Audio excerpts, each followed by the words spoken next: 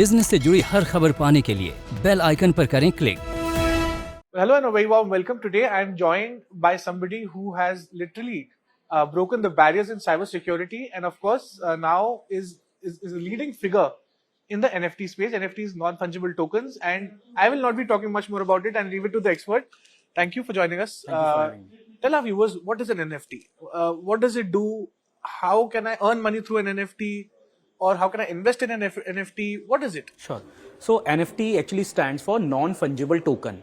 It is actually a blockchain based token जिस पे जाके आप किसी भी डिजिटल असेट को मैप कर सकते हैं. सो नॉन फंजिबल टोकन का जो सिंपल मतलब है कि एक टोकन ऐसा जो नॉन फंजिबल है. नॉन फंजिबल क्या होता है? समथिंग जो एक्सचेंज नहीं हो सकता. फॉर एग्जाम्पल, अगर आपके पास 500 रुपीज है, मेरे पास 500 रुपीज है, हम दोनों उसको एक्सचेंज कर सकते हैं, कोई फर्क नहीं पड़ता. 500 के 500 रहेंगे आपके पास, 500 मेरे पास रहेंगे. तो ये हो गया फंजिबल टोकन. बट कुछ ऐसे टोकन्स होते हैं जैसे कि फॉर एग्जाम्पल पेंटिंग्स, ड्रॉइंग्स. आप सेम पेन से, सेम कैनवस से, सेम आदमी सेम टाइम पे भी ड्रॉ करेगा तो भी वो पेंटिंग कभी सेम नहीं हो सकती. Every painting has to be different and unique because it is been drawn by the hand. Now that painting अगर कोई ब्लॉकचेन टोकन से उसको मैप कर दे और बोले कि ये टोकन जो है ये इस पेंटिंग को रिप्रेजेंट करता है और जो भी इस टोकन को ओन करेगा ये माना जाएगा कि वो इस पेंटिंग को ओन करता है. तो इस टोकन को मैं NFT बोलूंगा. अब इसका एक तरीका होता है कि आप बहुत सारे प्लेटफॉर्म है. NFT के लिए is one of the platform जहां पे आप जाके खुद का स्टोर खोल सकते हैं, NFT लॉन्च कर सकते हैं. तो आपको वो डिजिटल एसेट जिसका आपको NFT बनाना है वो अपलोड करना है, कुछ डिटेल भरनी है, जस्ट लाइक आप OLX या क्विकर पे जाके वो सामान बेचते हैं, बिल्कुल वैसा ही, और सबमिट कर देना है. उसके बाद आपका NFT ब्लॉकचेन में क्रिएट हो जाएगा. आप उस NFT को मार्केट में सेल कर सकते हैं एज अ डायरेक्ट सेल और एज अ ऑक्शन भी लगा सकते हैं. आपको लगता है कि मुझे ऑक्शन लगानी है तो इंग्लिश ऑक्शन. तो अगर मैं एक पेंटर हूँ, अगर मैं एक राइटर हूँ, पोएट हूँ, स्क्रिप्ट राइटर हूँ, तो मैं अपनी पेंटिंग या फिर अपनी स्क्रिप्ट को लिख कर साइन करके बेच सकता हूँ. बेच सकते हैं. NFT आपके प्लेटफॉर्म पे यस आपको उसको डिजिटली उसको कन्वर्ट करना पड़ेगा क्योंकि वो फिजिकल पेपर में होगा. तो आप उसको स्कैन कर लीजिए. सिंपल उसकी JPEG इमेजेस होंगी, उन इमेजेस को आप अपलोड करिए और NFT मिंट करिए और उसके बाद उसको बेचिए. जितना ज्यादा आपके उस एसेट की डिमांड होगी, वैल्यू उतनी ज्यादा हाई होगी. अच्छा, सिंपल लॉजिक है. अगर आपने मान के चलिए कुछ करा और कोई उसको खरीदना नहीं चाह रहा है तो सिंपल लॉजिक है, उसका कीमत नहीं बढ़ेगा. अगर मैंने एक पेंटिंग बनाई और वो बहुत ही खूबसूरत और खूबसूरत निकली तो मैं उस पे अगर मान लो 1000 रुपए का प्राइस लिख देता हूँ, लोग आते हैं तो उसमें लोग बिड करेंगे कि फिर लोग आके मुझसे पूछेंगे आपके प्लेटफॉर्म पे NFT के लिए पे आकर कि हाँ जी मैं आपसे लेना चाहता हूँ, ये कितने के दोगे? तो ये मैं प्रोसेस बता देता हूँ आपको. तो आपके पास दो ऑप्शन होंगे. आप उसको फिक्स प्राइस पे सेल करना चाहते हैं या आप उसको एज अ ऑक्शन सेल करना चाहते हैं. अच्छा, अगर आपने फिक्स प्राइस पे सेल किया तो आपको बताना पड़ेगा आप कितने में बेचना चाहते हैं. आपने बोला कि मुझे 1000 रुपए की बेचनी है, आपने मेंशन किया और बटन दबा दिया, वो चलेगी सेल पे. कोई भी आएगा, जो भी पहला आदमी उसको 1000 रुपए देगा वो खरीद लेगा, सीधे उसके ट्रांसफर हो जाएगी. ऑक्शन हुआ तो आप डिफाइन करेंगे कितने दिन तक ऑक्शन रहेगा, उसमें बेस प्राइस क्या होगा, रिजर्व प्राइस क्या होगा और स्टेप प्राइस क्या होगा. उसके बाद लोग उसमें ऑक्शन में बिड करना शुरू करेंगे. जैसे जैसे लोग उसमें बिड करेंगे आपको दिखता जाएगा कितने ऑफर आ गए हैं. At the end of the auction you have to select the best option, best offer, and then that NFT will be transfer to that buyer. अच्छा, तो वो आपकी मर्जी है, आपको उसको फिक्स प्राइस पे बेचना है या ऑक्शन में बेचना है, सब आपका मन है और सारा कंट्रोल हमेशा आपके पास रहेगा. एंड इसमें सबसे अच्छी बात ये होती है कि जब आप NFT बेचते हैं तो वो NFT डायरेक्ट आपके और बायर के बीच में ट्रांजैक्ट होती है. कोई बैंक बीच में इंटरमीडिएरी कुछ नहीं होता. इवन NFT के लिए जैसी कंपनी अगर आप हमारे मार्केट प्लेस पे जाके बेचते हैं market.nftkelly.com पे, तो भी आपको NFT के लिए से कोई लेना देना नहीं है. आप सीधे बेच रहे हैं, वो सीधे खरीद रहा है. प्लेटफॉर्म है जहां बायर सेलर को मिला सॉफ्टवेयर है जिसके थ्रू आप बायर सेलर मिल रहे हैं. बट पैसा ना तो हमारे पास कभी आएगा ना कभी आता है और NFT भी कभी हमारे पास नहीं आती है. NFT डायरेक्ट आपके अकाउंट से सीधे सेलर के अकाउंट, बायर के अकाउंट में जाएगी और पैसे भी डायरेक्ट उसके अकाउंट से आपके अकाउंट में. तो कोई ब्रीच ऑफ प्राइवेसी का कोई नहीं, कभी नहीं, क्योंकि डेटा हमारे पास होता ही नहीं है, कभी हमारे पास नहीं होता. हम लोग नॉन कस्टोडियल प्लेटफॉर्म है, हम कभी भी NFT और क्रिप्टो की करंट कस्टडी नहीं लेते हैं. तो टेक्निकली आप जब भी कुछ बेचते खरीदते हैं NFT में तो आप डायरेक्टली बाय सेल कर रहे हैं. आपने अपना खुद कुछ बनाकर NFT मैं एक्चुअली अपनी खुद की एक NFT स्टोर खोल रहा हूँ जिसमें मैं अपनी इंटरेक्शन को 15 मिनट की मेरे से बात करने की अपॉर्चुनिटी को एज ए NFT बेचूंगा. अच्छा, तो मैं 10 NFT निकालूंगा. तो अगर किसी को मेरे से कुछ बात करनी है, जैसे कोई सामान बेचना चाहता है अपनी कंपनी का, या कोई मेरी को सर्विस बेचना चाहता है, या कोई मेरे से बात करना चाहता है, एडवाइस लेना चाहता है, तो उसको मेरी NFT खरीदनी है और NFT जो खरीदेगा मैं उससे जाके बात करूंगा.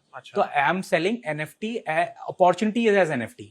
सो आप किसी भी वर्चुअल चीज को एज एन NFT बेच सकते हो. मतलब वर्चुअल चीज कुछ भी हो सकती है, photograph, video, even a thought, even an idea हो सकता है, फूल हो सकता है, एनीथिंग जो आपको, बट वो डिजिटल होना जरूरी है. उसको डिजिटल, जैसे कि आइडिया भी एक फॉर एग्जाम्पल एनएफटी हो सकता है, जिससे मेरे को लगता है कि मेरा एक बिजनेस का आइडिया है वो ऐसा हो सकता है, मैं उसको अगर लिख के और उसको एनएफटी कर दूं तो जो एनएफटी खरीदेगा उसको बिजनेस आइडिया मिल जाएगा। ठीक है, मैं समझ कुछ भी हो गया। सकता है। हाँ। अब मैं फटाफट रैप अप करूंगा और ये पूछूंगा कि सरकार की तरफ से हम लोग क्या कर सकते हैं, क्योंकि एनएफटी एक बहुत नया एक टर्म है, Exactly. ग्लोबली रिकॉग्नाइज हुआ है, हिंदुस्तान में भी काफी चीजें एनएफटी पे हो रही है, काफी स्टार्स बाहर आए, अमिताभ बच्चन जैसे 12 के एनएफटी पे अपना राय दे रहे हैं और कर रहे हैं, इन्वॉल्व हो रहे हैं। सरकार इसमें क्या कर सकती है ताकि आप जैसे प्लेटफॉर्म्स सिक्योर रहे, आपको भी नुकसान ना हो, कोई भी इलीगल एक्टिविटी ना हो, राइट। और जो बायर सेलर है उसको भी कोई नुकसान ना हो? मुझे ऐसा लगता है कि सरकार को ना थोड़ा टैक्सेशन पे पहले क्लैरिटी देनी चाहिए। अभी क्या टैक्सेशन है? अभी टैक्सेशन थोड़ा अनक्लियर है। अभी एक रिसेंटली एक न्यूज आई थी जिसमें बताया गया कि 30% will be charge on the revenue generated, right, after only the purchase will be offset against the tax, against the profit. So अब उसमें प्रॉब्लम ये है कि जब कोई एनएफटी बनाता है तो उसकी बाइंग वैल्यू 0 होती है। तो यानी कि अगर 100 रुपए में आपने एनएफटी बेची तो आपको पूरे 100 रुपए पे 30% टैक्स देना पड़ेगा। 30 रुपए गए, हाँ, 70 रुपए बचेंगे आपके पास। तो ये चीज वैसे एक तरह से देखा जाए तो ठीक भी है, बट अभी थोड़ी और क्लैरिटी की जरूरत है, क्योंकि जीएसटी फॉर एग्जांपल, अब सब सेलर को ये चाहिए कि यार जीएसटी देना है नहीं देना है, इस पे पहले तो ये क्लैरिटी आए। और टैक्स भी कई लोगों को लगता है जीएसटी देना है तो कितना देना है एग्जैक्टली, क्योंकि अभी एनएफटीज पे जीएसटी कितना देना है वो अभी कोई क्लैरिटी नहीं है। कई लोग ये कह रहे हैं कि जो एनएफटी के अंडरलाइन जो एसेट है उस पे जो जीएसटी है वही एनएफटी पे लगेगा, बट अगर ऐसा है तो फिर क्रिप्टो करेंसी में वो कैसे हैंडल होगा? तो ग्लोबली क्या नॉर्म है अभी? जैसे अमेरिका है, यूरोप है, ग्लोबली में इसको एज ए रेवेन्यू लिया जाता है, उसमें भी 30% ऐसे कोई नहीं, टैक्सेशन? अभी ऐसा नहीं है। जगह कहीं जगह है, कई जगह नहीं है, कई जगह अनडिफाइंड है। तो उसमें ऐसा है कि अभी राइट नाउ ये डिफाइंड हुआ है कि इसको एज ए रेवेन्यू लिया जाएगा। रेवेन्यू में जो नॉर्मल टैक्सेशन होता है वो सब पे कर रहे हैं, which is obvious and which is easy. क्योंकि अगर आपने मान के चलिए आपने किसी एनएफटी को लॉन्च करने में आपने 1 लाख रुपए खर्च किए और आपकी एनएफटी बिकी 5,000 रुपए की या 10,000 रुपए की, आपको उसमें 3,000 रुपए का टैक्स देना पड़ेगा, जो कि नहीं होना चाहिए, क्योंकि आपको उसको बनाने में 1 लाख रुपए खर्च हुए थे। तो ये वाली क्लैरिटी अभी राइट नाउ मार्केट में नहीं है। मुझे लगता है कि गवर्नमेंट काफी ज्यादा एक्टिवली काम कर रही है इस चीज पे, और जैसे जैसे वो चीजें पब्लिक आएंगी और हमें क्लैरिटी मिलेगी, आई थिंक ये पूरे इकोसिस्टम के लिए अच्छा है।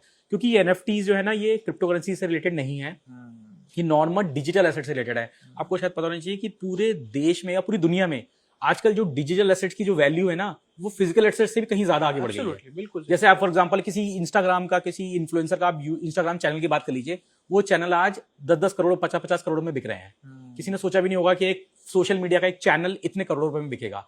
अगर उस चैनल को एनएफटी बना के बेचा जाए तो ये कितनी अच्छी वैल्यू सकती है। या फिर उस चैनल के अंदर जो वीडियोज हैं या पोस्ट है उसको एनएफटी बिक सकता है। फॉर एग्जांपल जैसे ट्विटर के जो सीईओ थे, फाउंडर एंड सीईओ, उन्होंने अपना पहला ट्वीट बेचा, तो ऐसे कोई भी सोशल पोस्ट एज एनएफटी बिक सकती है। तो अगर ऐसे में देखने बैठूंगा तो बहुत बड़ी वेल्थ होगी जो दुनिया में बन रही है। तो तुषार, आप कह रहे हो बेसिकली कि ये क्रिप्टो से डिफरेंट इसलिए है क्योंकि क्रिप्टो एक अलग डिजिटल एसेट है, हाँ, आप एक अलग डिजिटल एसेट। एनएफटी अलग डिजिटल एसेट, क्योंकि एनएफटी जो डिजिटल एसेट है उसकी डेफिनेशन इस बात से डिपेंड करती है कि उसके अंदर क्या है, वो किस चीज को रिप्रेजेंट करता है। फॉर एग्जांपल एक एनएफटी अगर मेरा एक आइडिया है तो उसकी वैल्यू एक आइडिया के जितनी लगानी चाहिए। तो अगर मैं एक middle class human being Indian हूं, तो मैं अपने आइडियाज को बेच सकता हूं। जैसे मैं म्यूचुअल फंड में इन्वेस्ट करता हूं, एसआईपी में इन्वेस्ट करता हूं, एलआईसी, एफटीआई, इन सब में इन्वेस्ट करता हूं, तो मैं एक क्रिप्टो में भी इन्वेस्ट कर सकता हूं, मैं एनएफटीज में भी इन्वेस्ट कर सकता हूं। एग्जैक्ट, क्रिप्टो और एनएफटी में investment is a quite different thing. हाँ, बिल्कुल। क्रिप्टो का पर्पस है transaction, right, usability of that transaction mode, but NFT का पर्पस है holding a value which depends on the underlying asset. तो अगर जैसे मैंने बताया किसी की पिक्चर है, मान के चलिए मैंने एक सनराइज की पिक्चर क्लिक करी और उस पिक्चर को मेरे को लगता है कि वो नेशनल ज्योग्राफी में 1 करोड़ रुपए का इनाम जीत सकती है वो पिक्चर। अच्छा। मैंने उस पिक्चर की फटाफट से एनएफटी बना दी ताकि कोई ये क्लेम ना करे कि वो पिक्चर उसकी है, बिकॉज एक बार एनएफटी बन गई तो वो हमेशा के लिए रिकॉर्ड हो जाती है। अच्छा। और उसकी वैल्यू को आप कभी भी टेम्पर नहीं कर सकते। तो यानी कि अगर मैंने फोटो खींच के उसकी एनएफटी बना दी तो कल कोई ये नहीं कह सकता कि ये इसकी नहीं मेरी है, क्योंकि अगर वो कह रहा है तो मैं प्रूव कर सकता हूं कि एनएफटी मैंने पहले मिंट करी है, ये मेरी है। तो ये इस तरह के सिक्योरिटी और यूज केसेस हैं जो आजकल मार्केट में बहुत बिल्ड होंगे। मुझे लगता है कि ये क्रिप्टो से कहीं ज्यादा आगे जाएगा। तो तुषार, आखिरी सवाल, फंडिंग का क्या सीन है? अभी फंडिंग पिछले साल आप लोगों को अच्छी खासी फंडिंग मिली थी।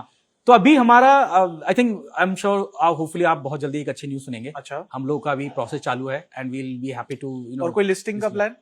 Listing, I think it will take some time. But it's on the cards. Yeah, of course, it is on the way because ultimately we have to move to a systematic startup model where you need to first stabilize yourself, become profitable, and think about the listing. It will take some time. बिल्कुल, ये in fact इतनी अच्छी खबर है ये एक आम आदमी के लिए कि जो अपने खुद के एसेट्स को खुद की क्रिएटिविटी को बनाकर अगर वो आप बेच सकते हैं तो डेफिनेटली डिजिटल एसेट आपके लिए भी रहेगा। ये थे तोशिंदर, जो एनएफटी कली के फाउंडर एंड सीईओ थे, जिन्होंने एक प्लेटफॉर्म बनाया ताकि आगे जाके एक आम आदमी, एक मिडिल क्लास इंसान भी अपने थॉट्स को मोनेटाइज कर सकता है और इवेंचुअली पैसे का दरिया बना सकता है। वीडियो पसंद आया तो हमें लाइक, कमेंट, शेयर और सब्सक्राइब जरूर करें।